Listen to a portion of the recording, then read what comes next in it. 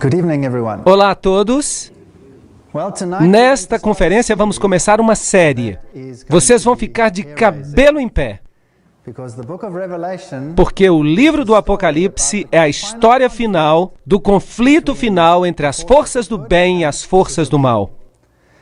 Também contém a história do conflito da igreja cristã, desde que nasceu até os últimos tempos. É realmente um livro incrível.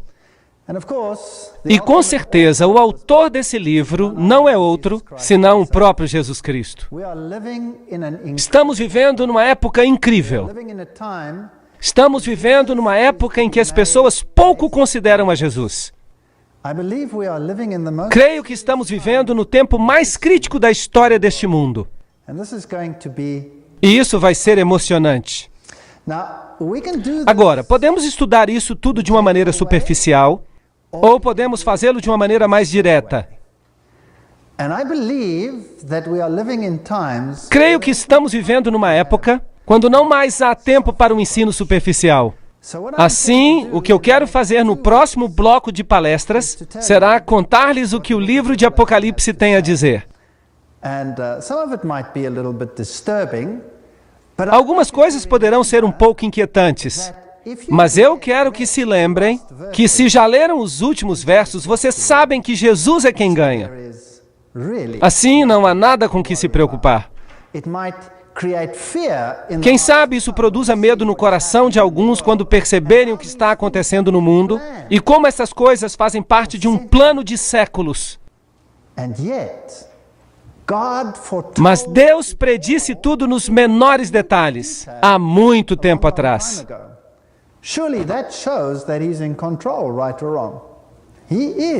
Sem dúvida, isso mostra que Ele está no controle. Certo ou errado? Ele está no controle. Tem até tentado remover este assunto da palavra de Deus. E tem havido uma batalha bem impressionante, através dos tempos e na nossa época também. E ninguém realmente sabe, mas estamos olhando para este assunto também, e vamos fazer algumas referências acerca deste tema. Como as pessoas têm distorcido e mudado assuntos na Bíblia para que não reconheçamos os riscos aos quais estamos realmente sujeitos. Assim que o livro de Apocalipse é uma história de beleza, é uma história de verdade, uma história de restauração, uma história da vitória de Deus contra todos os seus inimigos. É uma história do restabelecimento do reino de Deus, que existirá para sempre, sem pranto, dor ou morte. Realmente é uma história espantosa. E não há nada, absolutamente nada que se temer, se tivermos a Deus do nosso lado. Na minha vida pessoal, eu era antes um cientista ateu e trabalhava no meio das universidades totalmente ateias deste mundo. A minha esposa vem de uma origem espírita, a sua família estava envolvida no movimento da nova era, assim que esoterismo de um lado e ateísmo do outro. Os meus pais eram muito religiosos e eu odiava a religião. Eu não queria nada que ver com ela. Mas hoje caminho por todo o mundo, caminho por todo o globo e prego a mensagem de Jesus Cristo. E falo da criação. Eu creio em cada palavra que está escrita no livro de Deus. Não somente creio nele, porque é lógico e está escrito de um modo que se entenda, mas posso lhes assegurar que ao longo dos anos o tenho experimentado na minha vida. E eu sei que o meu Deus vive, e eu sei que Ele cuida de cada um de nós, e não quer que estejamos na escuridão, Ele quer que saibamos. E é por isto que o livro se chama Apocalipse, no grego, revelação, a revelação de Jesus Cristo.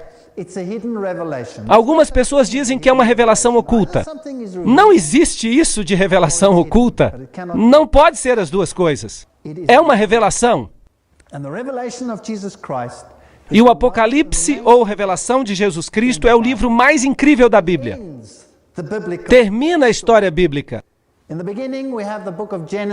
No princípio temos o livro de Gênesis, Em Gênesis temos a árvore da vida, a humanidade perdeu acesso a essa árvore, e a humanidade caiu em pecado, e a consequência foi a morte. Gênesis capítulo 2, versículo 17.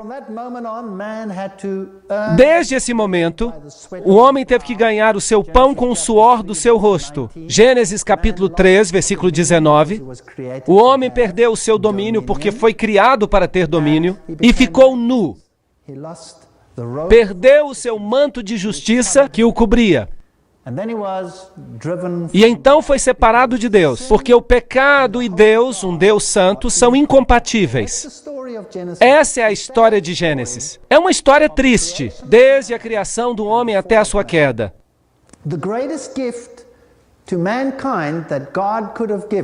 E o melhor presente que Deus pode ter dado à humanidade é a liberdade de escolha. Sem a liberdade de escolha, seríamos robôs. E é por isso que Deus criou o homem à sua imagem, com a capacidade de escolher. E o amor demanda este presente de se ter liberdade de escolha. Sempre uso este exemplo. Para que te serve ter uma esposa ou um esposo que te ama porque está programado para fazê-lo? Talvez possa ser divertido por uma semana, quem sabe um ano, ou 5 anos, mas acabaríamos por nos cansar. Se uma pessoa é programada para te amar e se de manhã cedo ela diz eu te amo porque está programada para fazê-lo. Mas isso não tem valor. Agora, o que aconteceria se tivesse a liberdade de escolha? E apesar de todas as suas falhas e de tudo que você faz que lhe causam uma irritação a cada pessoa ao seu redor, que tal se apesar de tudo isso te dissesse, eu te amo, porque escolhe fazer assim? Não seria muito mais significativo? Sem a liberdade de escolha, a vida não teria significado. Por isso, Deus criou o homem à sua imagem com a capacidade de escolher. Isso é especial. E é por isso que o homem escolheu, e desafortunadamente escolheu de forma errada. O Apocalipse é o livro da graça. Em Apocalipse 2, versículo 7, lemos a respeito da restauração da árvore da vida. Lemos acerca da vitória sobre a morte. Em Apocalipse capítulo 2, versículo 11.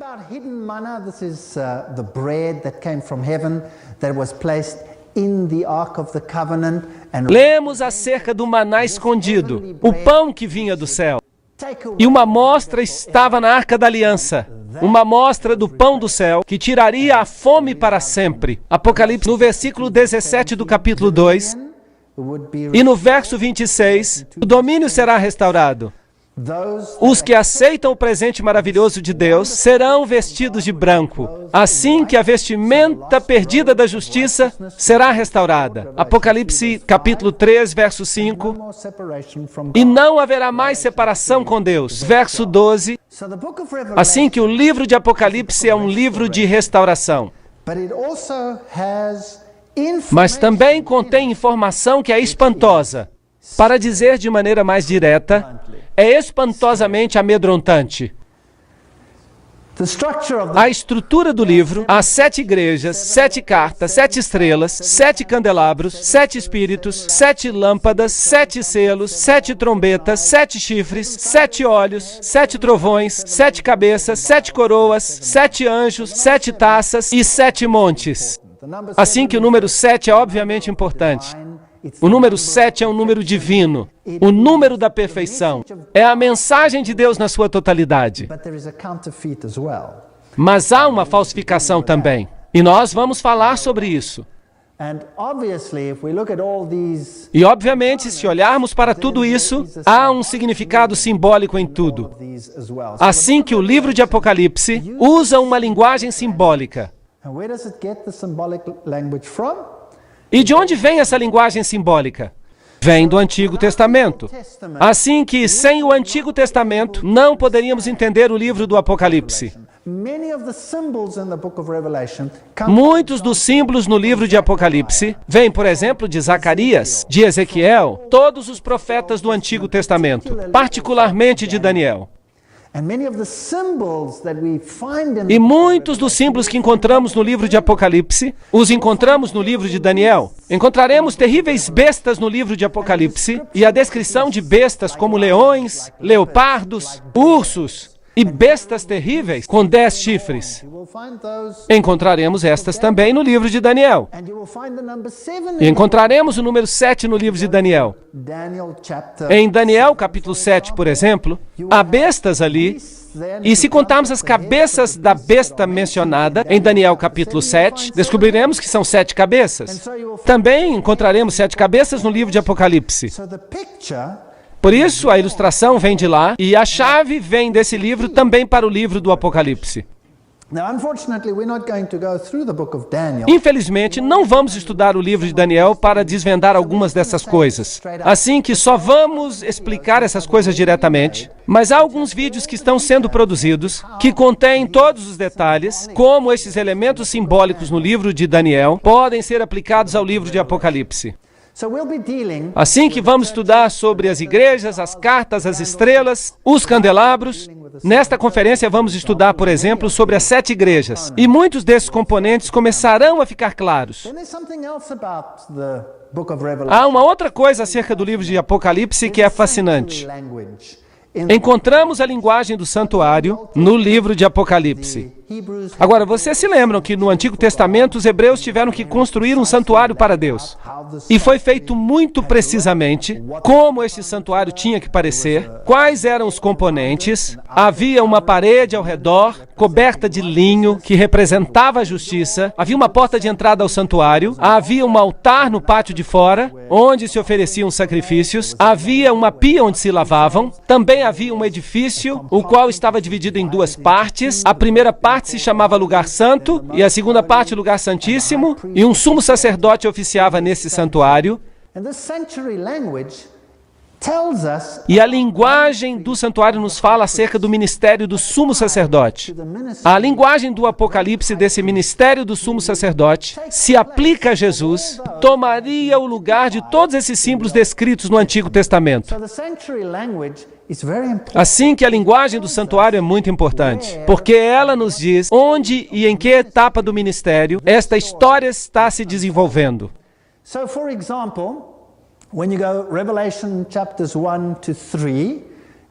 Por exemplo, quando se vai a Apocalipse do capítulo 1 ao 3, na história das 7 igrejas, Jesus, a luz do mundo, só havia uma entrada ao santuário, e esta era chamada a porta.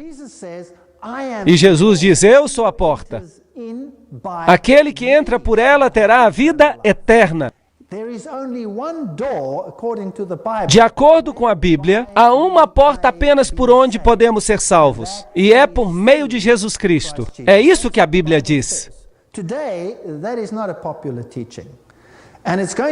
Hoje em dia, este ensinamento não é popular.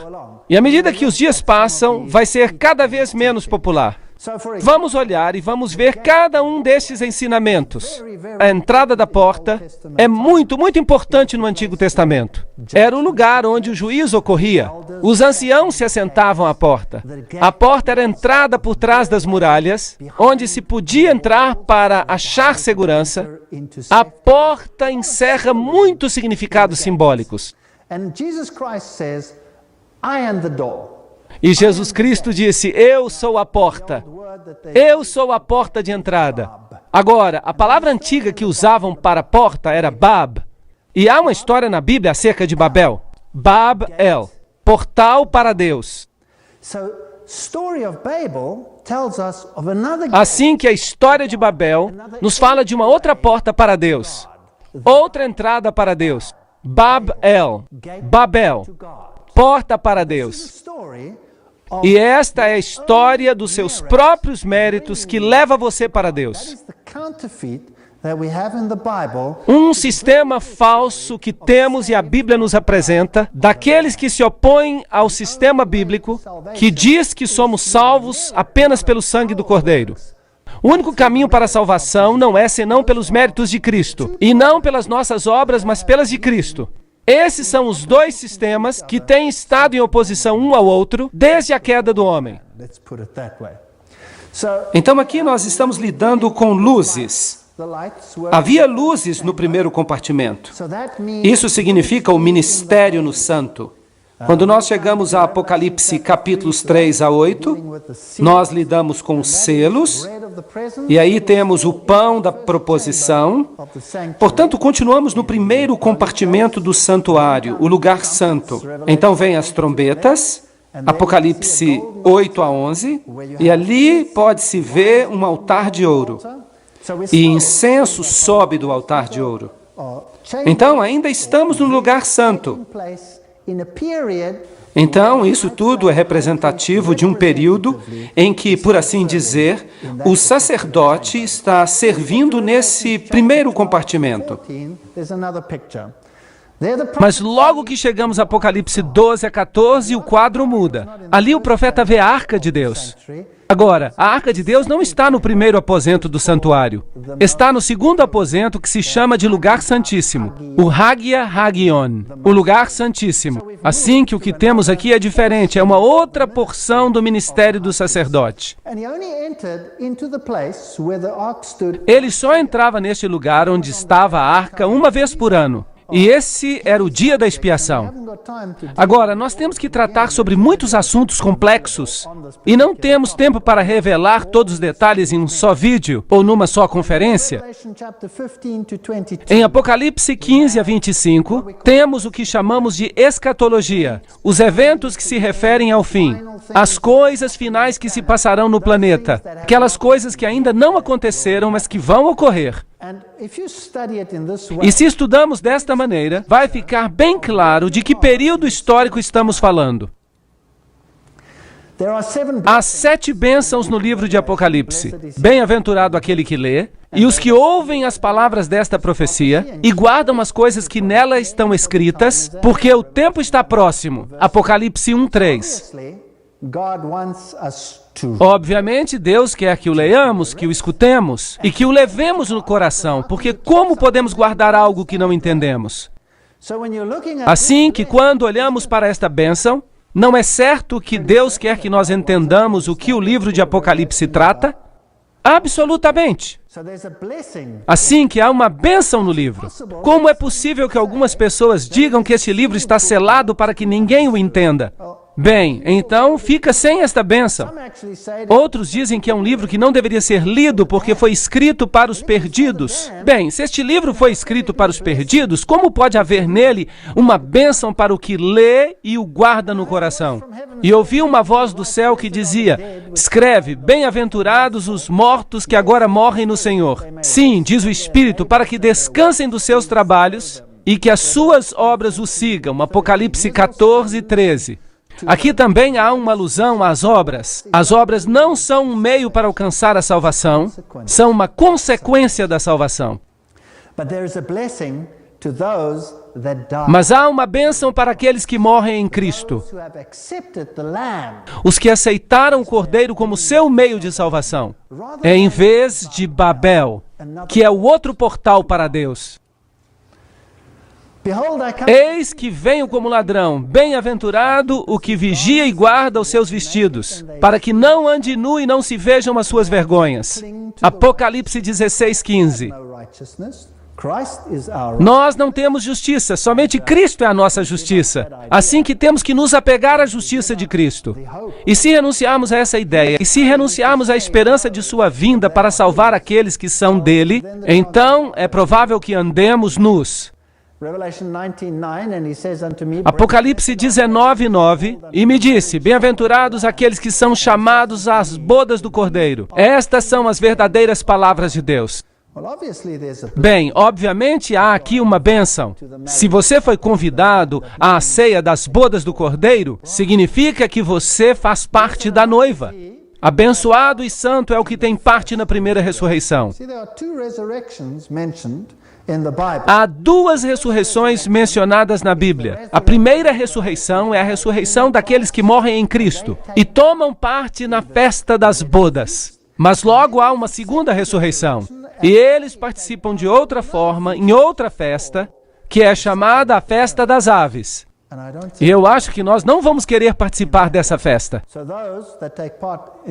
Assim que aqueles que fazem parte da primeira ressurreição serão aqueles que serão sacerdotes com Cristo e reinarão com Ele por 1000 anos. Aqui temos o período do milênio. Há 7 bênçãos. Eis que logo venho. Bem-aventurados aqueles que guardam as palavras das profecias deste livro. Apocalipse 22:7. Eu creio que isto significa mais do que apenas o livro de Apocalipse, mas toda a Bíblia. A Bíblia é o padrão para a formação do caráter. É a história da salvação. E bem-aventurado aquele que guarda os seus mandamentos, para que tenha direito à árvore da vida e possa entrar na cidade pelas portas. Assim que a obediência a Deus é um fator muito importante também. Apocalipse 22:14. Agora, obviamente, haverá uma oposição contra todos esses fatores. O livro de Apocalipse está escrito com uma estrutura particular. Essa estrutura nós chamamos de quiasma. É uma estrutura literária que designa eventos de uma forma particular no tempo.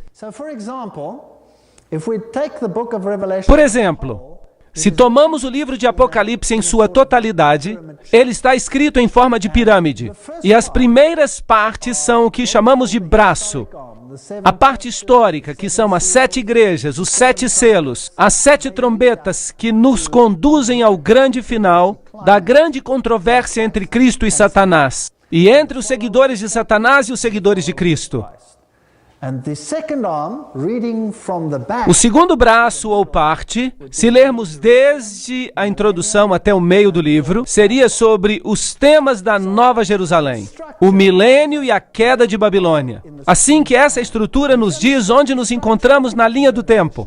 E se você entender a estrutura do livro de Apocalipse, então será mais fácil manejá-lo. Porque há algumas pessoas que gostam de arremessar coisas para todos os lados. Há muitos que tomam as trombetas e as atiram para o futuro. Em outras palavras, para a parte escatológica. E então tomam as trombetas e as aplicam aos eventos que ainda vão acontecer no futuro, quando Deus restaurará todas as coisas. Mas com certeza isso destrói a estrutura, o quiasma. E você não pode destruir o quiasma. Você também pode ver como todos esses sistemas se encaixam observando a linguagem do santuário, utilizada no texto. Por exemplo, quando observamos as igrejas, os selos e as trombetas, a linguagem que se utiliza é ainda sobre o primeiro aposento. Nós vamos tratar desse assunto à medida que nós avancemos. Não temos que entender tudo agora. Assim que a estrutura nos indica onde nos encontramos na linha do tempo, para que não nos adiantemos. Temos que seguir regras. E esta é uma maneira maravilhosa de revelar o livro do Apocalipse.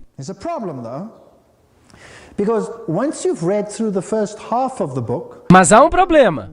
Uma vez que você tenha lido a primeira metade do livro, e tenha chegado ao meio do livro, que é basicamente os capítulos 10, 11, 12, 13, 14, 15 até o 17, estes são praticamente os eventos finais da batalha entre o bem e o mal. Uma vez que você começa a ler depois destes capítulos, você vai estar lendo os eventos de forma inversa, porque o quiasma está estruturado assim, e se torna tudo muito confuso. E as coisas, então, estão numa sequência diferente. E o livro de Apocalipse pode não fazer mais sentido, tornando-se complexo. E você não consegue mais colocar os acontecimentos nesta ordem, a não ser nesta ordem particular. Mas se você sabe que a estrutura é um quiasma, então você vai poder ler as palavras como se seguem. Mas os eventos já ficam em sentido inverso. Mas assim todas as coisas se encaixarão no seu lugar e terão um sentido maravilhoso. Este estilo literário tem uma razão de ser. Ele evita que nós nos desloquemos no texto e saltemos para um lugar onde não temos que estar. Agora, vamos ver alguns exemplos de interpretação para que você perceba que não se trata apenas de uma conjectura que alguém está fazendo. Por exemplo, se você toma as 7 igrejas, no capítulo 2, no versículo 1, que diz: isso diz aquele que tem as 7 estrelas na sua destra, no meio dos 7 castiçais de ouro. E quando se lê no final do livro de Apocalipse, nós encontramos a Nova Jerusalém no capítulo 21, verso 23. O Cordeiro é a sua lâmpada. Assim que temos uma luz e temos o Cordeiro como sendo o farol. Capítulo 2, verso 7. Ao que vencer, dar-lhe-ei comer da árvore da vida. Capítulo 22, verso 2. Aqui se menciona a árvore da vida. Assim que aqui temos um vislumbre da estrutura quiásmica.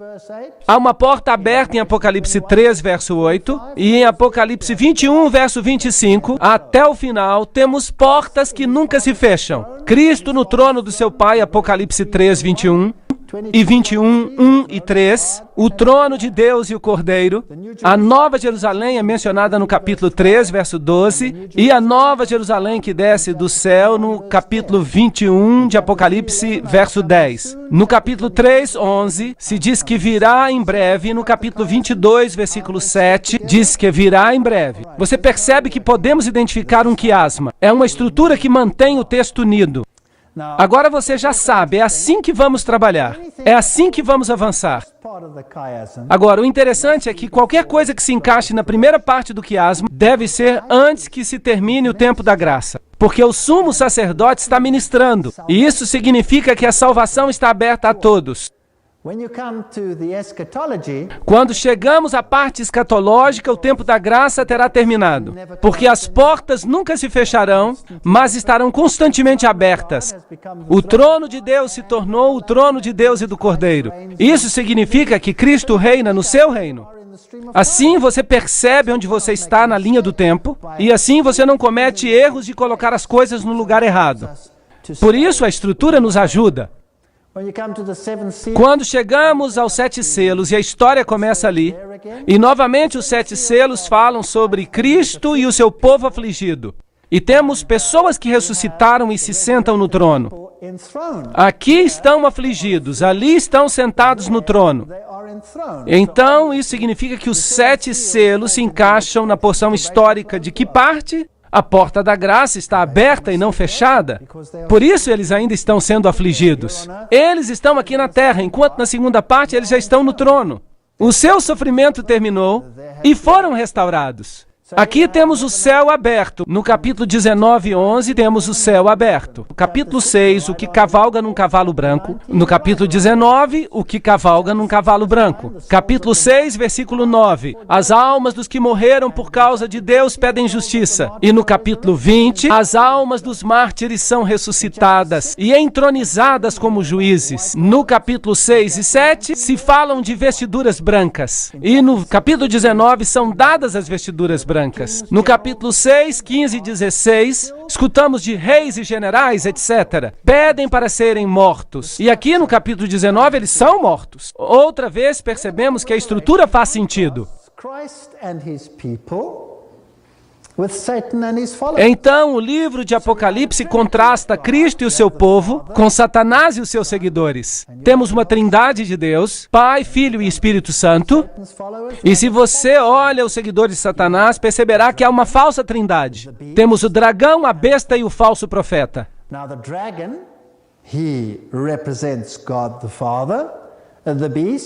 Agora, o dragão se contrapõe a Deus, o Pai. A besta, como se verá no livro de Apocalipse, é a que toma o lugar de Jesus Cristo. Ela se levanta com um reino, mas é um reino terrenal. É a besta que se inclina toda a pessoa, e ela tem uma falsa morte e uma falsa ressurreição. Este é o falso Cristo, o anticristos, em lugar de Jesus Cristo. Porque em 75% dos casos, a palavra anti significa em grego em lugar de. Precisamos saber do que estamos falando aqui. E o falso profeta é obviamente aquele que desempenha o papel de um falso Espírito Santo. E estes são os 3 poderes que vão enganar o mundo inteiro e que vão fazê-lo seguir regras equivocadas, seguindo um Salvador equivocado. Esta é uma história perigosa. Está tão perfeitamente feita que, se não estudarmos em detalhe, nem nos vamos dar conta. Você acha que o mundo, em sua maioria, está hoje enganado? Sim ou não? Absolutamente. É isso que diz o livro de Apocalipse.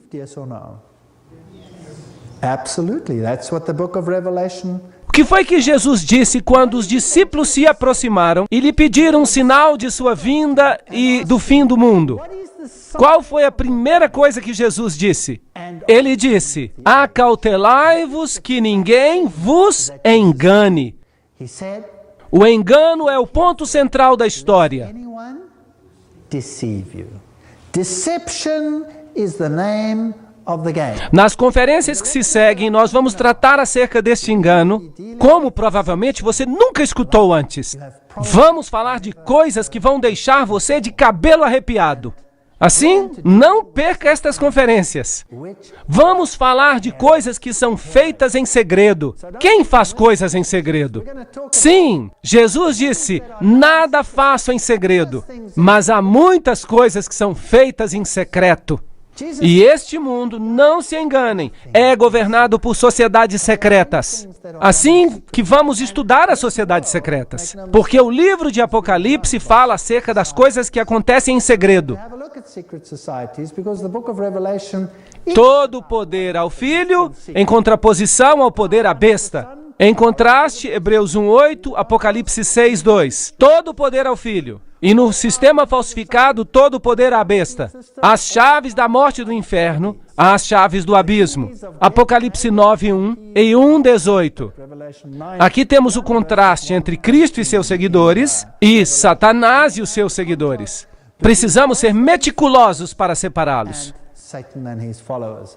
And we will have to be very meticulous to take these apart. Quem é semelhante a Deus? Isaías 40:18. Quem é como a besta? Apocalipse 13:4. Assim que o poder da besta é ameaçador, temos que vigiá-lo. O cordeiro que foi imolado, Apocalipse 3:8. Uma de suas cabeças como se tivesse sido ferida de morte. Algumas traduções dizem que parecia ter uma ferida mortal.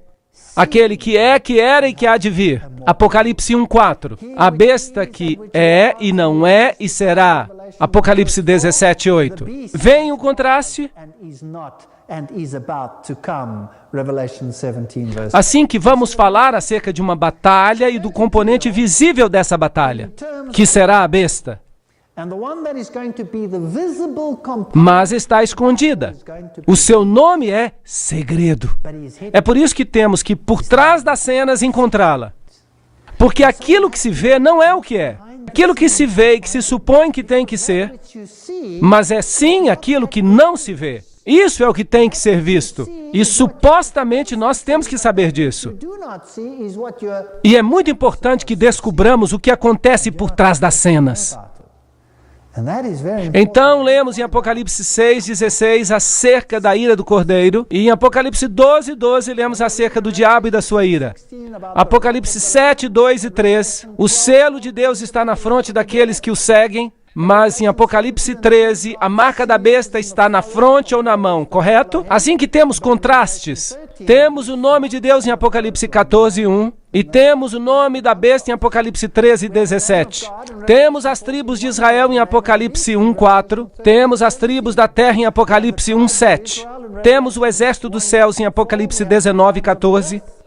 E temos o exército da terra em Apocalipse 19:19. Temos a guerra contra Satanás e a sua gente. E temos a guerra contra Cristo e seus seguidores. Apocalipse 12:17, etc. Assim que há uma batalha, isso é uma guerra. Isso é uma história de guerra. Temos a ceia do Cordeiro e temos a ceia das aves. Temos as bodas do Cordeiro e temos a prostituta de Babilônia. Temos os apóstolos do Cordeiro, temos os falsos apóstolos. Temos a Jerusalém de Deus, temos Babilônia, a igreja de Satanás. E temos o soberano do céu, da terra e do mar. E temos a besta que sai do mar, que sai da terra, e o dragão. Assim que temos todos estes contrastes no livro de Apocalipse. Se lermos o livro de Jeremias, então temos uma história, um tipo acerca da grande batalha. Como vocês veem, havia na história uma guerra real entre Babilônia e o povo de Deus. E o profeta Jeremias os advertiu contra a vinda de Babilônia. Vem aí, Babilônia. Será que o povo gostou da mensagem de Jeremias? Não, eles não gostaram nem um pouquinho. E o jogaram numa cisterna, e o espancaram, e o colocaram num tronco, e fizeram todo tipo de maldades com o pobre Jeremias. Eles não gostaram da mensagem. E de fato, nada mudou. Jeremias 2:11. Houve alguma nação que trocou os seus deuses por aquilo que não eram deuses? No entanto, o meu povo trocou a sua glória pelo que não eram deuses. Esta é uma batalha acerca do povo de Deus. Espantai disso, ó céus, e horrorizai-vos. Ficai desolados, diz o Senhor, porque o meu povo fez duas maldades. A mim me deixaram o manancial de águas vivas e cavaram cisternas rotas. Não retém as águas. Há uma história literal que sucedeu a Jerusalém contra a Babilônia. Você acha que a mesma coisa vai acontecer na nossa época? Você crê que é possível? Você acha que Apocalipse sabe e está nos dizendo o que vai acontecer? Jeremias 2:26. Como fica confuso o ladrão quando o apanham, assim se confundem os da casa de Israel. Eles, os seus reis, os seus príncipes, os seus sacerdotes e os seus profetas, que dizem ao pau: Tu és o meu pai, e a pedra, tu me geraste, porque me viraram as costas e não o rosto. Mas no tempo do seu aperto dirão: Levanta-te e livra-nos. Assim que estão olhando para o leste e estão adorando um Deus diferente. Onde, pois, estão os teus deuses que fizeste para ti, que se levantem se te podem livrar no tempo da tua tribulação? Porque os teus deuses, ó Judá, são tão numerosos como tuas cidades. Eles têm muitos ídolos, sim ou não? Sim, claro. Haverá muitos ídolos nos últimos dias? Eu penso que sim. Deuteronômio 4:28. E ali servireis a deuses que são obras de mãos humanas, de madeira e de pedra, e que não veem, nem ouvem, nem comem, nem cheiram. Daniel 5:23. E te levantaste contra o Senhor dos céus, porque foram trazidos da casa dele perante ti, tu e os teus grandes, e as tuas mulheres e as tuas concubinas, bebeste vinho por eles. Além disso, deste louvores aos deuses de prata e de ouro, e de cobre, de ferro e de madeira, e de pedra, que não veem, não ouvem, nem sabem, mas não ao Deus em cujas mãos está a tua vida e os teus caminhos. O mesmo vai acontecer na nossa época. Antes adoraram aos ídolos, e hoje também adoram aos ídolos. Não há diferença. Vamos aos tempos antigos, e lhes darei um esboço de como se viam as estruturas antigas. Este é um lugar antigo chamado Europos. Está na Síria. Aqui estão as ruínas de uma cidade antiga. E podíamos chegar ali com este tipo de transporte, mas me parece um pouco frágil. E optamos por este veículo luxuoso aqui.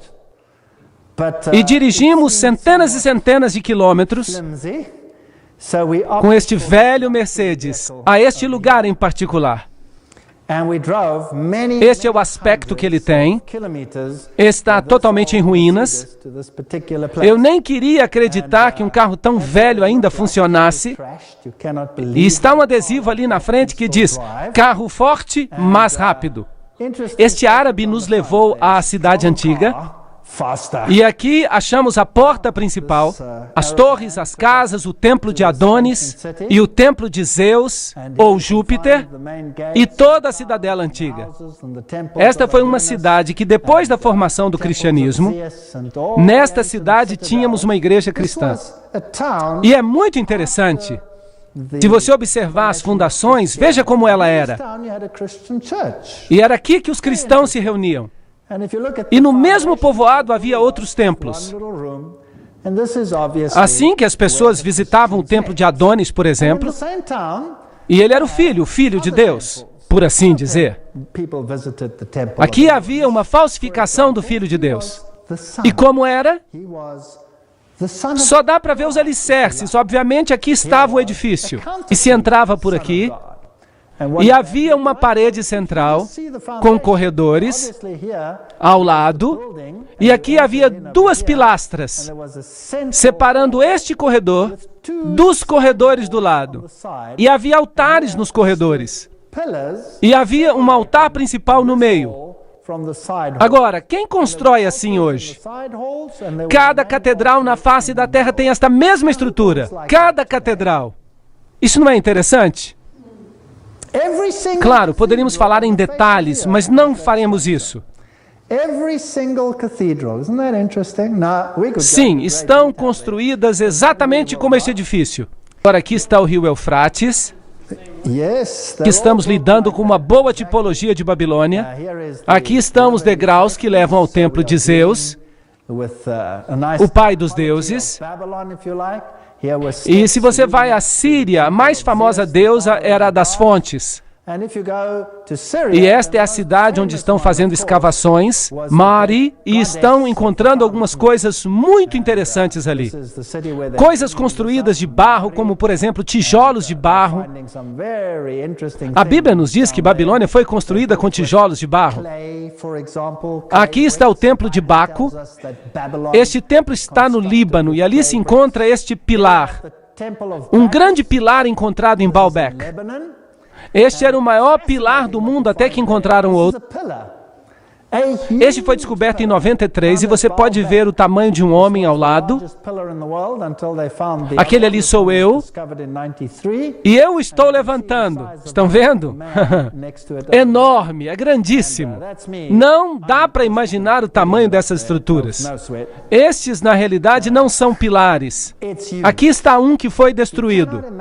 Há um homem parado ali e transportaram essas colunas e as integraram em seus templos. E aqui está uma deitada e as rochas aqui nos alicerces são blocos gigantes. Ninguém sabe como transportaram. Este é o templo de Baco, que costumava ser o templo de Baal. Por isso o povoado ainda se chama Baalbek. Estou mostrando para vocês um pouco da história da apostasia do passado, para que possamos compreendê-la e compará-la com a presente. Aqui em Baalbek temos um templo de Baco. Aqui está o templo de Júpiter com os seus 6 pilares, ainda de pé. Muito, muito bonito. E o sol destacado ressalta os pilares. Era um tema de adoração ao sol. Com certeza, Baco, deus da bebedeira e da festa. Parece que este pilar bebeu um pouquinho a mais. E se você for ao altar de Júpiter, por exemplo, encontrará esta estrutura, que é exatamente igual à estrutura de uma divindade que nós encontramos na América do Sul. E vocês já sabem de onde veio a religião sul-americana. Logo temos Vênus com leões alados, e a Bíblia fala do leão com asas de águia como símbolo de Babilônia. Temos esta estrutura aqui, com um círculo e uma cruz, o símbolo de Babilônia, e se encontra em muitas e muitas igrejas de hoje em dia. Se você vai ao templo de Júpiter, leões novamente, certos relevos nos pilares, temos estas suásticas por toda parte. Eram símbolos de adoração ao sol. Ali estão um pouco aumentadas. E encontrará essa mesma suástica sob o pé do Buda. O budismo usa exatamente o mesmo símbolo, que era usado no templo de Baal. Poderá também encontrá-lo nos relevos romanos dos templos antigos. Pode encontrar ali também nos templos hititas. A suástica, o símbolo do círculo com um ponto, usado na antiguidade.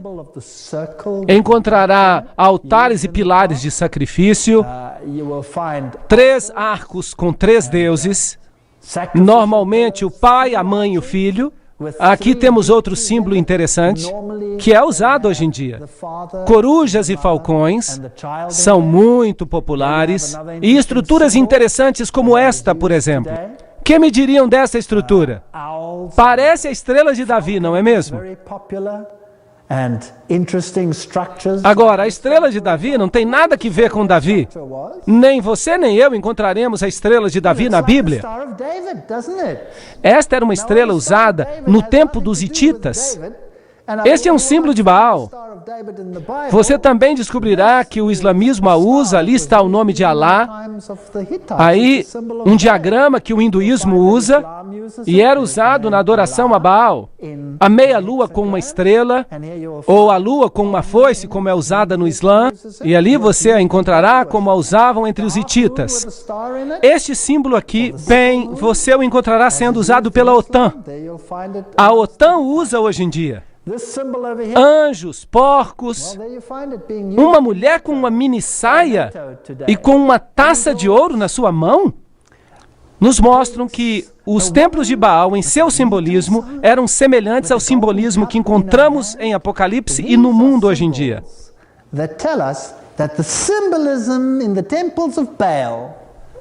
E vamos comparar as épocas neste tempo que passaremos juntos. Vamos ver o que aconteceu no passado e vamos ver o que acontece hoje. Uma grande apostasia como a que existiu no passado para com Deus e é também encontrada hoje, existe hoje em dia. Cristo está sendo destronado hoje como foi destronado no passado. E é o momento de colocá-lo outra vez no centro, atribuindo-lhe o lugar certo que ele merece.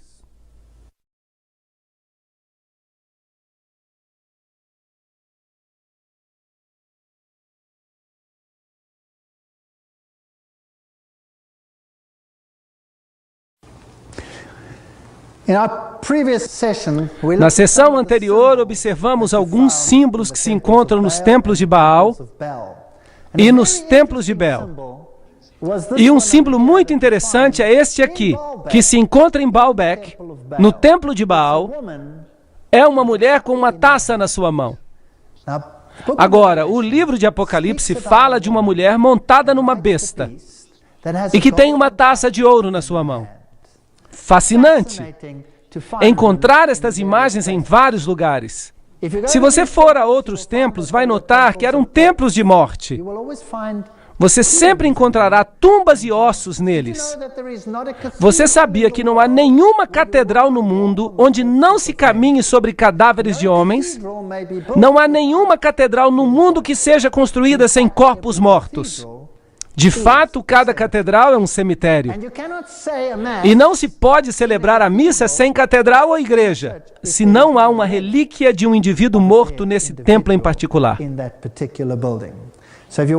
Assim que, se você entra numa catedral grande, você estará andando sobre corpos de homens mortos.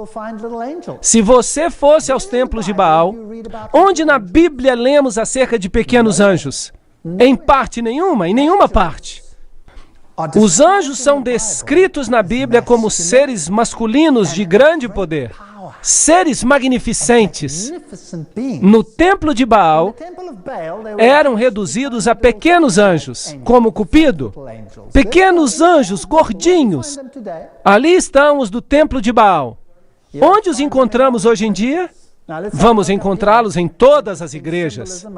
Agora, observemos aqui em cima um simbolismo interessante que está no teto. Vamos nos aproximar mais e encontraremos uma águia de pé sobre uma chave.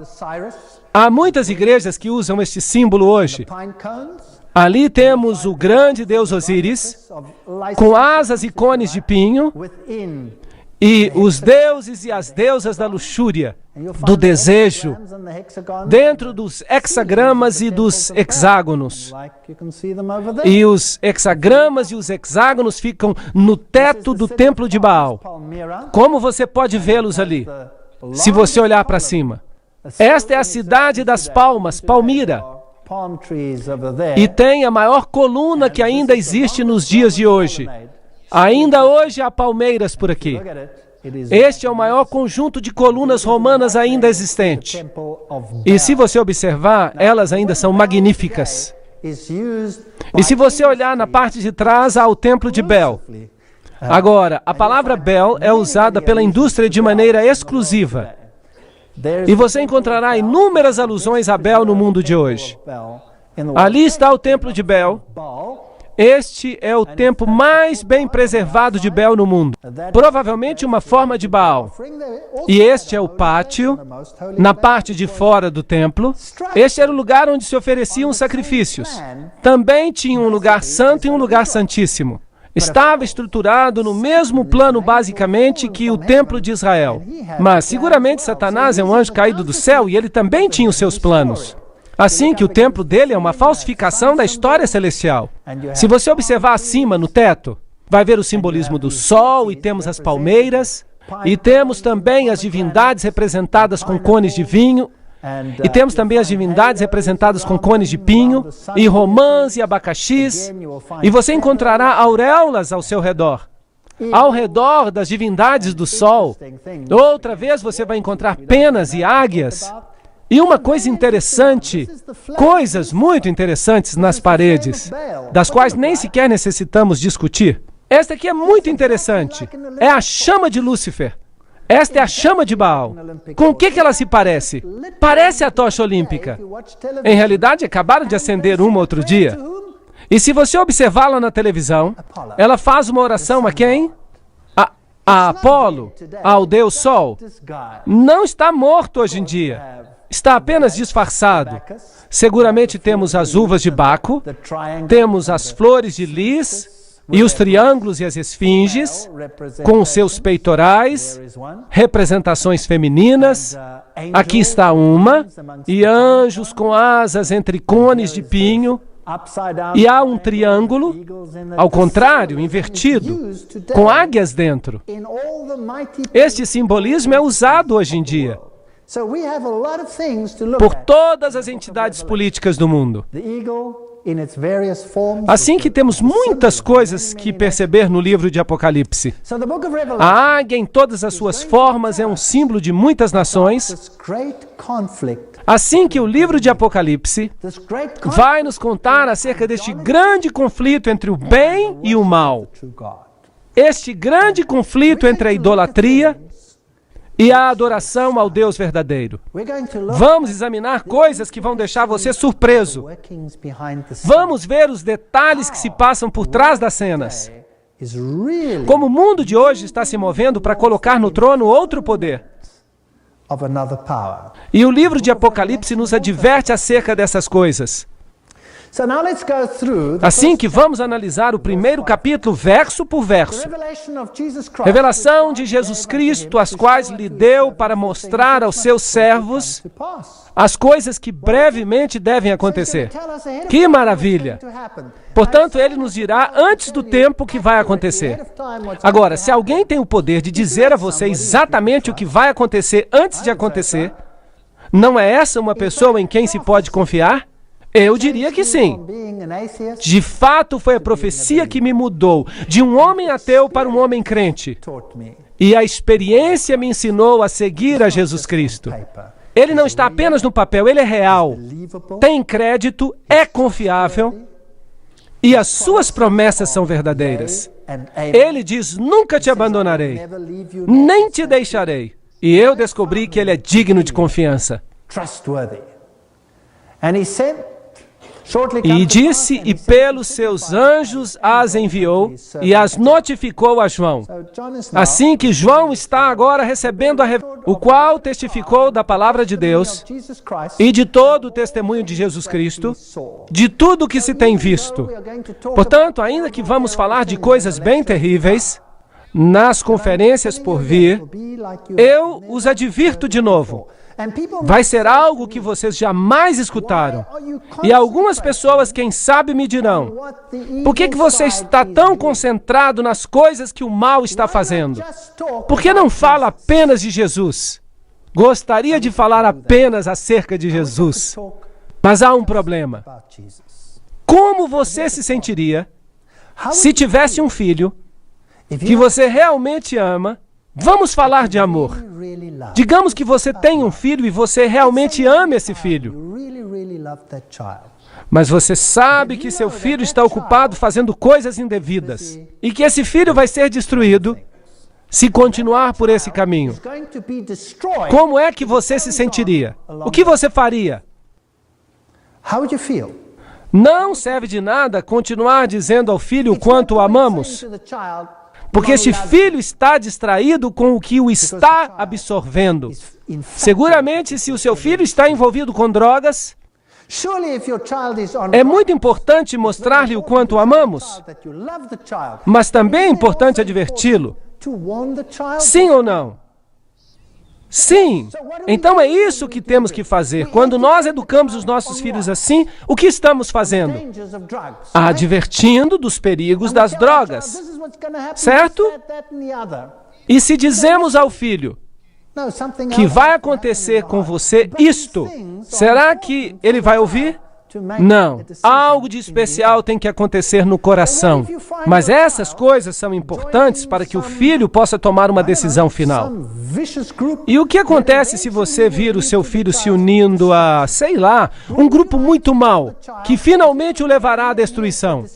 Você não gostaria de dizer ao filho: aqui estão os erros, os enganos deste grupo ou organização?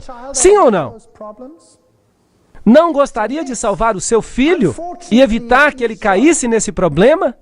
Então, se infelizmente é assim, há muitos enganos, há muitas coisas, é um caminho espaçoso que conduz à destruição. E vamos ter que revelá-lo, ainda que seja doloroso. Vamos falar do que é negativo. Mas por que fazemos isso? Porque queremos que as pessoas escolham o lado positivo. E se pudermos tomar todos os parâmetros deste mundo e pudermos dizer isto é enganoso, por esta e esta razão, e por causa deste ou daquele aspecto, finalmente vai restar o quê? Jesus Cristo. Então, basicamente, o que estamos fazendo é seguir um processo de exclusão. Vamos ver os vários componentes de Babilônia, e então, quem sabe, vamos descobrir, de uma forma ou outra, temos sido enganados. Todos temos sido enganados. Estão mentindo a todos nós. Todos nós que estamos sentados aqui fomos de uma forma ou outra enganados. É um pensamento terrível. Mas ao final a verdade vai se cristalizar. Há apenas um que é digno de confiança. E este é Jesus Cristo. Apenas Ele pode salvar-nos. Eu sou a porta, o caminho. A palavra, aquele que crê em mim, não perecerá. É o que ele diz. Isso é verdade ou é mentira? Se o mundo quer se unir em uma grande família feliz, e se todos nós temos que tolerar cada ensino feito no mundo, será que isso é verdade ou é mentira? Será que isso é verdade ou é verdade misturada com erro? Diga-me você.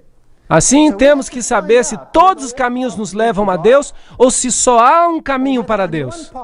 E temos que decidir baseados nesses fatos. E diz, o qual testificou acerca da palavra de Deus e do testemunho de Jesus, e de tudo que tem visto.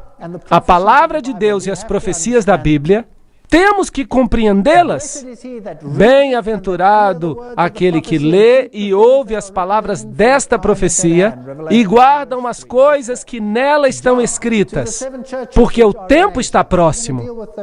João às igrejas que estão na Ásia. Vamos examinar em detalhes nas nossas conferências. Graça e paz seja convosco, daquele que é e era e há de vir, e dos 7 espíritos que estão diante do seu trono. Agora, obviamente, a Bíblia nos ensina que há apenas um Deus. Pai, Filho e Espírito Santo. Assim que o número 7 é o número da perfeição. Também haverá 7 períodos de tempo. Vamos debater os eventos dos períodos de tempo, divididos em 7. Assim que os 7 espíritos diante de Deus representam um espírito perante Deus, o número perfeito, 7, através de todo o tempo da história. Um espírito. Portanto, não deveríamos ficar confusos com vários espíritos, porque a Bíblia tem que estar em harmonia consigo mesma. E logo a parte grandiosa de Apocalipse capítulo 1 nos diz quem é o autor. Está escrito de uma forma maravilhosa. Está escrito de uma maneira que se chama epanados. Agora, um epanados é como um quiasma, exceto que em vez de descrever os eventos, ele os cita em uma determinada sequência. Por exemplo, este epanados inclui uma série de citações em que se quer enfatizar um ponto especial. Isaías 55:4 fala acerca da testemunha é uma referência a Apocalipse 1:5, que é uma citação de Isaías. E se vai até o final desta, há uma outra citação em Apocalipse 1:16. É um verso que também vem de Isaías. Então há outro ponto, o segundo ponto mencionado. Apocalipse 1:7 fala acerca da vinda nas nuvens, é uma citação de Daniel 7:13. E há outro no final aqui, Apocalipse 1:13, onde se fala acerca do sacerdote, e é uma citação de Daniel 7:9. Assim que o primeiro e o último são de Isaías, e o segundo e o penúltimo são de Daniel, e o terceiro e o antepenúltimo são de Zacarias. E logo há 2 no meio. Bum, bum. Assim que estes versos sublinham o tema central. É isso que é um Epanados. Como que uma rima emparelhada. E o tema central é: eu sou o Alfa e o Ômega. Se retirar um desses, já não vai haver esse emparelhamento. Tem que haver os 2 no meio. E assim, algumas Bíblias, e eu digo que a Bíblia se repete a si mesma, se você tirar os versos, você destrói a estrutura. Você não pode tirar uma palavra da Bíblia, ou você fica com um problema sério. Nem só de pão viverá o homem, mas de toda palavra que sai da boca de Deus. Bem, é melhor que nos asseguremos que vamos lê-la toda. Toda. Há uma conferência especialmente só para isso, fascinante. Bem, o livro de Apocalipse, capítulo 1, prova que Jesus Cristo é o grande eu sou. Ele é Deus. Agora, isso é um problema hoje. É um problema porque se Jesus é Deus, e se Jesus é o caminho, a verdade e a vida, e se Jesus é a única forma pela qual podemos ser salvos, bem, aí temos um problema. Se você quer entrar no mesmo barco com todas as religiões do mundo, because Jesus has to become a little bit less. Porque Jesus então terá que ser diminuído para que possa ficar no mesmo nível que os demais. Bem, obviamente, o mundo não pode permitir que um grupo diga que tem uma religião superior. Uma religião superior a de qualquer outro grupo. Não pode ser. Está de acordo comigo? No mundo em que vivemos hoje, não se permite isso. Assim que Jesus tem que se tornar menos importante para que os outros possam ser mais importantes. Como é que vamos fazer isso? Cria-se a dor da exclusividade. Em outras palavras, você faz com que ser exclusivo seja algo tão doloroso que isso obriga as pessoas a serem menos exclusivas. Isso faz sentido? Pense nisso. Ou ele é ou não é o que diz ser. E da parte de Jesus Cristo, que é a fiel testemunha, o primogênito dos mortos, o príncipe dos reis da terra, aquele que nos ama e no seu sangue nos lavou dos nossos pecados. É isso que se diz acerca de Jesus? Sim ou não? Isso é exclusivo, especial, ou é uma coisa igual a todas as outras? Eu não estou fazendo graça com outras religiões. Eu só estou fazendo uma pergunta. Será que Jesus está no mesmo nível de, por exemplo, Buda? Considerando este texto em particular, sim ou não? Está no mesmo nível de Zoroastro? Está no mesmo nível de Shivas? Sim ou não? Osíris? Sim ou não? Não. Porque ele é diferente. Ele nos amou, nos lavou, é o Rei dos Reis, é o príncipe de todos eles, e ele é o único que pode salvar.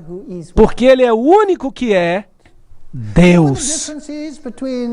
Sabem qual a diferença entre o cristianismo e as outras religiões do mundo? A diferença é que a tumba de Cristo está vazia. O cristianismo é a única religião na face da Terra que dá uma explicação para a situação atual do planeta. E é a única religião na face da Terra que propõe uma solução para o problema.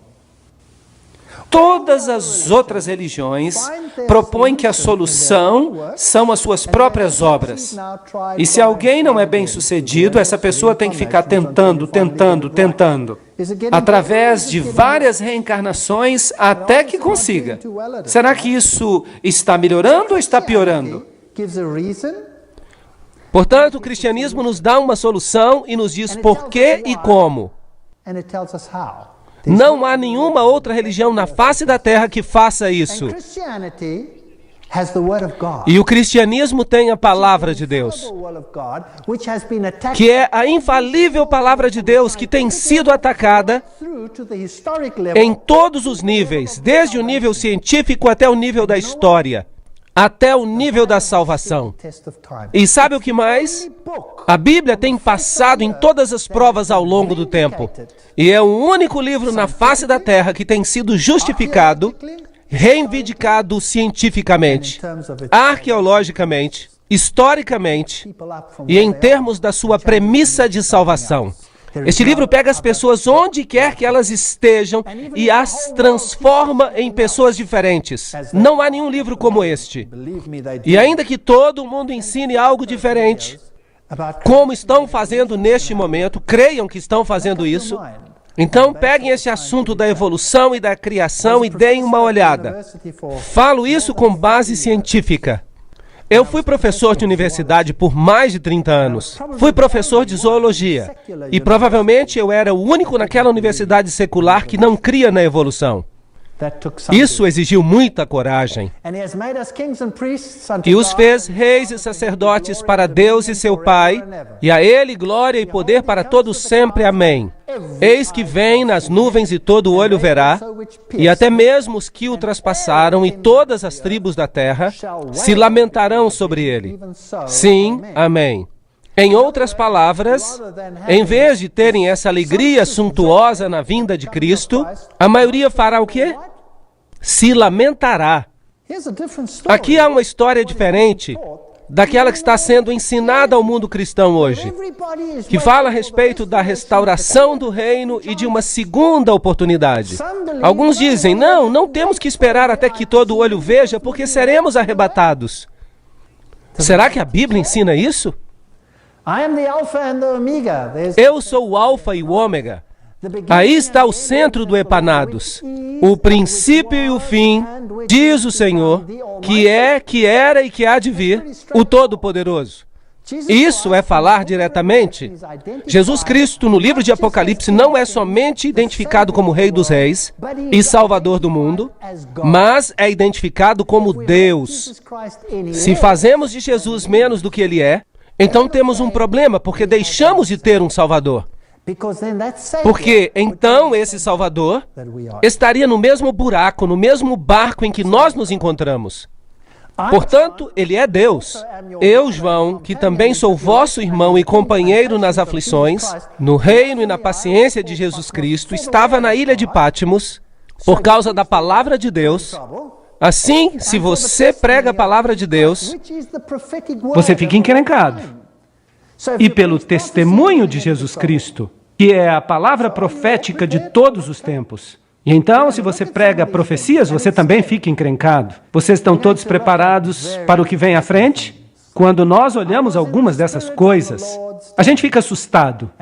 Nós vamos olhar algumas coisas muito interessantes.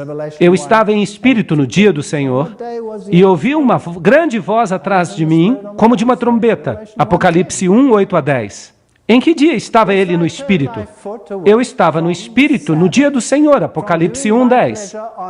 Se guardares o teu pé de profanares o sábado, de buscares o teu próprio prazer no meu dia santo, e chamares o sábado deleitoso, dia santo do Senhor, e honorável, Isaías 58:13, é o único dia que é chamado de dia santo do Senhor. Obviamente, ele estava em espírito, então, no dia do sábado.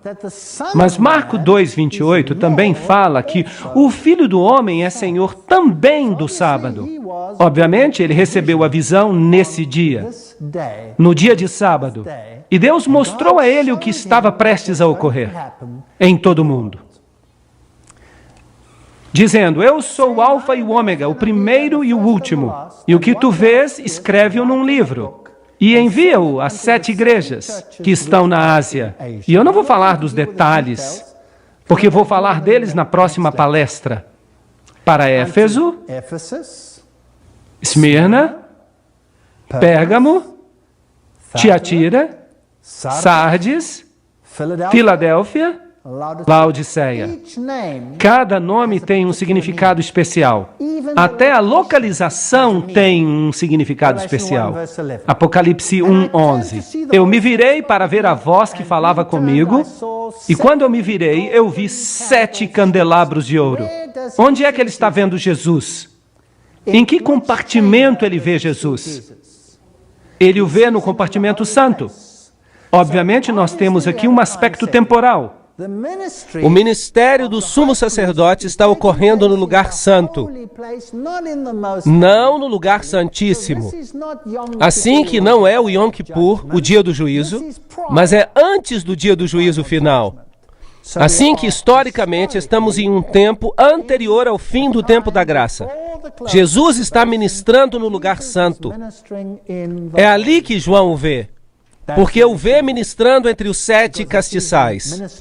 Historicamente, isso é importante. Se você observar a rota postal antiga, você vai ver várias cidades. Éfeso, Esmirna, Pérgamo, Tiatira, Sardes, Filadélfia, Laodiceia. Essa é a mais antiga rota postal. E vamos cobrir este tema na próxima conferência. E ele então tem essa grande visão que ele está ministrando entre os 7 castiçais de ouro. E os castiçais simbolizam o quê? A luz do mundo. Jesus é a luz do mundo. Apocalipse 1:3. E no meio dos 7 castiçais, um semelhante ao Filho do Homem. Jesus, o sumo sacerdote que ministra por nós. Ele é a luz do mundo. Ele é o pão do céu, o pão da presença. Ele é o nosso mediador. Ele é o altar do incenso. E o incenso que acende representa o ministério de Cristo, fazendo com que as nossas orações sejam aceitáveis diante de Deus. A Deus, por meio de suas mediações, chegam as orações. Ele é o que se encarrega, que trabalha em nós para mudar os nossos corações de pedra em corações de carne. Ele é a imagem que temos de Jesus Cristo, cuidadoso, que está no controle, que sabe exatamente o que você vai passar, que nos prediz os detalhes, como ele permite que a apostasia tome forma, pois ela existe mesmo nos nossos tempos. Agora, isso me surpreende. Se eu fosse Deus, teríamos um problema sério. Graças a Deus que eu não sou Deus. Porque eu não teria a paciência que ele tem para afrontar e enfrentar essa apostasia da maneira que ele faz. Como ele permite que ela cresça e dê fruto, para que todos possam ver o que ela é. Por certo, se você olha para o mundo hoje em dia, é um lugar prazeroso? Não, já não é um lugar prazeroso. Em alguns países, eu venho da África do Sul, as nossas casas viraram prisões. Há assassinatos à direita e à esquerda, e por todos os lados foram assassinadas. É horrível o que está acontecendo. E ninguém, nem mesmo sabe, se você toma um país como o Zimbábue, que estão sendo expulsos de suas terras, já não há santidade de nada. Estamos vivendo em tempos horríveis. Já não é seguro para uma jovem, já não é seguro para um jovem nesses dias sair para caminhar sozinho. Em que tipo de mundo estamos vivendo? E se você olha as coisas horrendas que se veem no mundo hoje, talvez, quem sabe, você se pergunte, como Deus pode permitir isso? Deus está permitindo que o pecado e a apostasia amadureçam até o ponto em que todos possam ver o que significa escolher contra os caminhos da justiça de Deus em favor dos caminhos dos homens. Esse é um ato de amor. E no meio desse temor e confusão, há um lugar de paz, para onde ele nos chama dizendo, vinde a mim, todos os que estáis cansados e oprimidos, e eu vos aliviarei. Então podemos, no meio da confusão, encontrar paz. Podemos escolher caminhar através da vida, e olhar para os espinhos e sarças e cardos. Ou podemos escolher olhar para as flores, e para os lírios, e para as frutas formosas. A escolha é nossa. E se escolhermos um lado, escolhemos a tristeza. E se escolhermos o outro lado, a outra possibilidade, em meio à tristeza poderemos ter paz. E é isso que Jesus é. Ele é o que está no meio dos castiçais. Ele é a luz do mundo. Mas os castiçais representam as igrejas que levam a luz ao mundo através dos séculos. E no meio dos 7 castiçais, um semelhante ao Filho do Homem, vestido até os pés com uma roupa comprida e cingido pelos peitos com um cinto de ouro. Estou citando da versão inglesa, King James. Assim que as palavras podem soar um pouco antiquadas, mas pelo menos temos todas as palavras ali. E a sua cabeça e os seus cabelos eram brancos como a lã, como a neve, e os seus olhos como chamas de fogo. Nada lhe escapa, perfeita justiça. E os seus pés como latão reluzente, como se tivessem sido formados numa fornalha. E a sua voz como a voz de muitas águas. Apocalipse 1, 13 e 15. Essa era a voz de Deus.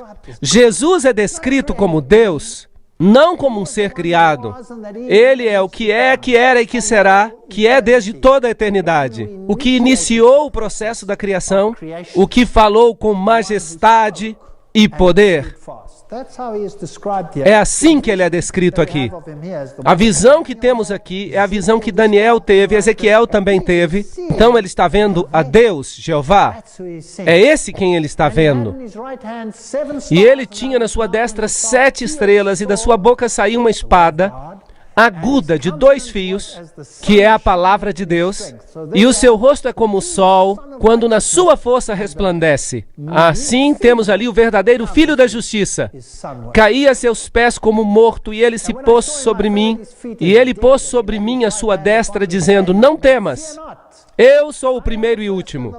E se você quer levar uma mensagem para casa hoje à noite, será esta: apesar do que vamos tratar nestas conferências, não temas, eu sou o primeiro e o último. Eu sou o que vivo e fui morto, mas eis que estou aqui vivo para todo sempre. Amém. E tenho as chaves da morte e do inferno. Ele é o único que pode salvar a você, e ele prometeu fazer isso. Escreve as coisas que tens visto, as que são e as que depois destas irão acontecer. Temos aqui uma chave. Como vamos interpretar o que o livro de Apocalipse está dizendo? Trata-se do que estamos vendo, que é agora. As coisas que são. O profeta está vendo que as suas visões se aplicam a este tempo, e as que depois destas vão acontecer. O que é isso? O futuro. Então, como lemos o livro de Apocalipse? Seguramente esta é a chave. Então, se esta é a chave, ela se aplica ao que se passou, a esta altura e ao longo da história, até o futuro. Sim ou não? Deus é justo. Ele escreveria no seu livro e colocaria na Bíblia e repartiria com todas as gerações, e depois diria: aqui está um livro, mas não é para ti. É apenas para aqueles que viverão daqui a milhares de anos? Ou será que Deus vai fazer um livro com informação para todas as gerações? Sim ou não? Deus é justo e imparcial. Mas há alguns grupos hoje que tomam o livro de Apocalipse e o aplicam apenas ao futuro. Em realidade, o aplicam a uma geração que nem sequer vai estar aqui quando essas coisas ocorrerem de fato. A toda a igreja que, como dizem, será arrebatada. E quando supostamente esses fatos acontecerem, será que isso faz sentido? Claro que não. O livro de Apocalipse é uma história contínua. O que aconteceu então se aplica às pessoas que viveram neste tempo, e o que se passa na geração seguinte se aplica a essas. E temos uma história que se segue até chegar ao fim dos tempos. E se aplica a todos nós. E particularmente, com certeza, aos grandes eventos que culminam no final da história de todos os tempos. O mistério das 7 estrelas que viste na minha testa, portanto, porque na sua destra estão os salvos, e à esquerda estão os condenados, e dos 7 castiçais de ouro, As 7 estrelas são os anjos. Anjos são mensageiros. Os mensageiros das 7 igrejas. As 7 igrejas de Deus, em períodos diferentes de tempo, os pregadores, assim por dizer, são eles que levam a mensagem de Deus e estão à mão direita de Deus. Apesar do que está acontecendo, lembre-se que Deus está no controle. Os 7 castiçais que viste são as 7 igrejas. Deus tem este ministério extraordinário. Ele usa o homem pecaminoso para pregar a sua palavra. Uau! Ele mesmo podia ter feito isso. Poderia falar com estrondos a partir do céu. Podia ter usado os anjos, mas ele nos usa a nós. Isso é incrível. Portanto, o ministério de Cristo no santuário celeste, se você olhar com atenção, para a grande história, como tudo aconteceu, como Cristo ressuscitou da morte, ele ressuscitou e foi para onde? Quando ressuscitou da morte, ele ascendeu aos céus para servir no santuário. Diz o livro de Hebreus, no santuário celestial. Assim que temos um ministério no santuário celestial, mas não vamos entrar em detalhes nesta conferência, e se estende desde esse período até o tempo do fim. Está dividido nesta linguagem do santuário em que temos todos os símbolos como o castiçal, o pão da vida, da proposição, o altar do incenso no primeiro compartimento e depois o segundo aposento. Então sabemos que estamos numa linha de tempo e não vamos nos perder no livro do Apocalipse. E ele me disse, até 2.300 tardes e manhãs, e o santuário será purificado. Daniel 8,14. Portanto, a profecia vai até um tempo particular da história. Vamos tratar dessa profecia mais tarde. Há uma conferência sobre isso. E a podemos encontrar mais tarde. Mas um pouco mais de informação. Em Daniel 8 nos é descrito o progresso de uma profecia espantosa. E veio para perto de onde eu estava, este anjo, e vindo ele, me amedrontei e caí sobre o meu rosto. Mas ele me disse, entende, filho do homem, porque esta visão acontecerá no tempo do fim. Não no fim do tempo, mas no tempo do fim. Estando eu ainda falando na oração, o homem Gabriel, que eu tinha visto na minha visão, no princípio, veio dizendo, Daniel, agora saí para fazer-te entender o sentido. E logo continua a nos dar essa profecia espantosa, que é uma profecia messiânica. A mais perfeita profecia que você pode imaginar, porque nos dá o tempo em que o Messias viria. E essa profecia é tão precisa, que no Talmud se lê que os ossos da mão e os ossos do pé, dos dedos, caiam e se decomponham daqueles que se voltarem para as páginas do livro de Daniel, para descobrir o tempo de Daniel 9, 24 e 27. Isso está escrito no Talmud.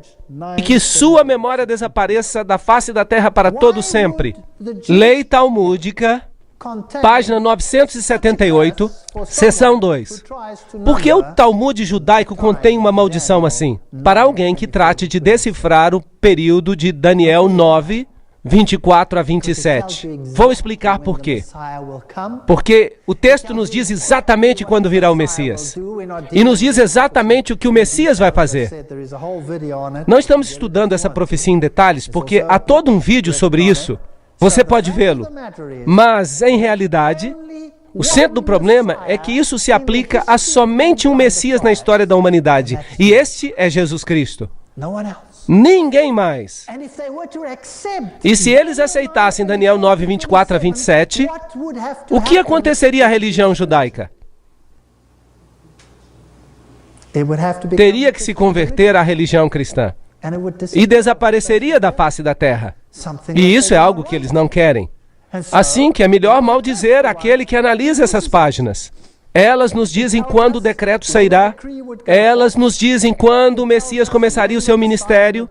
E nos dizem quando o Messias morreria. 31 depois de Cristo. E nos dizem quando o Evangelho iria aos gentios. É uma profecia espantosa. É uma profecia de 2.300 anos. que aborda esse tremendo período de tempo, desde o momento quando se publicou o decreto para restaurar Jerusalém, até o tempo do juízo. E há uma data ali, 1844, porque os 2.300 dias proféticos, ao se somar tudo, dão 2.300 anos a partir da lei.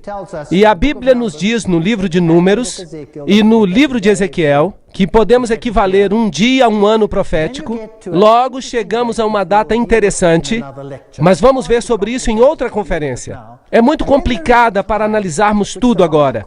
E logo, há um tempo que a Bíblia chama de tempo do fim. Estamos vivendo nesse tempo agora mesmo, e logo chegaremos ao tempo da eternidade. E a Bíblia nos ensina que Jesus está seguindo com o seu ministério, como foi tipificado no serviço do santuário terrestre. Hebreus 9:11. Mas vindo Cristo, o sumo sacerdote dos bens futuros, por um maior e mais perfeito tabernáculo, não feito por mãos, isto é, não desta criação, não é terrestre, nem por sangue de bodes e bezerros, mas por seu próprio sangue. Entrou uma vez no santuário, Hagion, havendo efetuado uma eterna redenção por nós. Ponto muito importante. Isso é o que diz a versão King James em inglês. Algumas traduções modernas não dizem isso, assim que trocaram o lugar santo pelo lugar santíssimo. Então temos um problema, porque agora o ministério de Cristo tem que se mover no tempo. Mas isso é uma história complicada da qual vamos tratar depois. Não pode ser no lugar santíssimo, tem que ser no lugar santo, porque se fosse no lugar santíssimo, não diria Hagion, mas Hagia Hagion. E não diz isso, diz apenas Hagion, que significa santuário. Hebreus 9:12. Nem por sangue de bodes e bezerros, mas pelo seu próprio sangue. Assim que este ministério pode ter começado apenas uma vez, quando Jesus morreu. Por isso, Jesus deve ter entrado no santuário para iniciar esse ministério, somente depois da sua morte. O que significa que ele entrou no primeiro aposento e não no segundo aposento, porque o sumo sacerdote só entrava no segundo aposento uma vez por ano. E no livro de Apocalipse, onde vemos Jesus servindo? No capítulo 1, ele está entre os candelabros. Assim que não podemos distorcer a Bíblia aqui e ali. Talvez isso seja agora um pouco complicado, mas simplesmente registre isso, não se preocupe com tudo agora. Nós vamos entender mais tarde. Hebreus 9:3. Mas depois do segundo véu estava o tabernáculo que se chama o Santo dos Santos, Hagia Hagion. O sumo sacerdote ia uma vez por ano. E aqui temos uma história diferente. Quando é que Jesus fez isso? Obviamente, algum tempo depois da sua ressurreição. Assim que a pergunta que tenho para vocês nesta noite é que se temos um sumo sacerdote, e se esse sumo sacerdote é Deus, e se esse sumo sacerdote é o único, como é que podemos ser salvos pelo seu sangue? Então temos que escolhê-lo acima de todos os outros. Se não existe nenhum outro nome entre o céu e a terra pelo qual possamos ser salvos, então temos que escolhê-lo acima de todos os outros. Mas eu tenho algumas notícias para vocês. Se vocês o escolherem, vocês vão ter problemas. Mais cedo ou mais tarde, seja no seu círculo imediato de amigos ou num círculo mais amplo. Mas eu e a minha casa decidimos servir ao Senhor. E eu os convido a fazer o mesmo. Obrigado.